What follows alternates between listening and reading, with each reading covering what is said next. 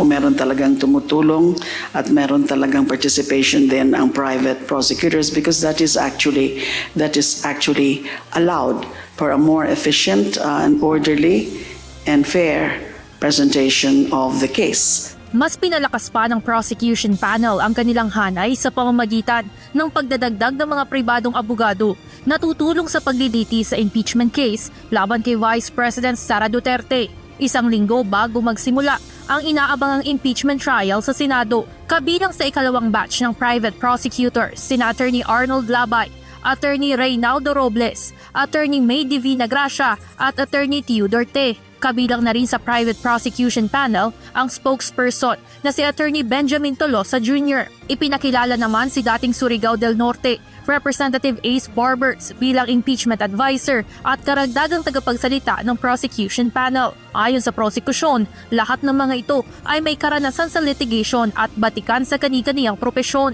Sa ngayon ay 15 na ang private prosecutor na kasama sa impeachment trial, ngunit patuloy pa rin anilang madaragdagan ng mga ito dahil po pwede pa rin magsumite ng entry of appearance anumang oras at kahit pa umuusad na ang trial. Binigyan din ng prosekusyon na hindi ibig sabihin ng mas maraming abogado ay nahihirapan ang kanilang kampo sa gagawing paglilitis. Ang prosecution kasi para kang nagpapatayo ng bahay. Ang prosecution ang may burden to establish the basis for the charges. Ang defense naman, ang tungkulin nila ay i-demolish yung bahay. So kung yung analogy na yun ang gagamitin natin sa pagpapatayo ng bahay, maraming plano yan, maraming gagawin. May kailangan mo pa ng kontraktor, kailangan mo ng mga karpentero, mga master carpenter at iba pa. Ang pag-demolish ng bahay, madali lang yun. Ilan lang ang taong kailangan mo is wrecking crew at tapos na. So sa mga magsasabi na hindi handa ang prosecution kaya napakarami ang kinukuha nila mga abogado, hindi po totoo yun. Maghahati-hati ang mga ito sa 4 na articles of impeachment, ngunit mananatili sa ilalim ng kontrol at superbisyon ng House prosecutors ang buong presentasyon ng kaso. Marihinding tinututulan ng prosecution team ang hiling ng kampo ni Vice President Sara Duterte na i-dismiss ang impeachment case bago pa man magsimula ang paglilitis.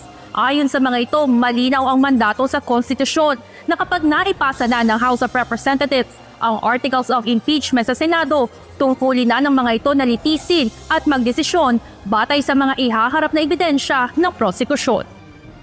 It would go against the letter and the spirit of the Constitution if dismiss at this point, even before the trial itself, even before the presentation of evidence and evaluation of evidence. Nananatili rin ang posisyon ng mga ito na dapat mabuksan ang BIR box na naglalaman ng tax records ni VP Sara at asawang si Attorney Man Scarpio. Sang-ayon na umano ang defense team na buksan ito, ngunit may mga kondisyon.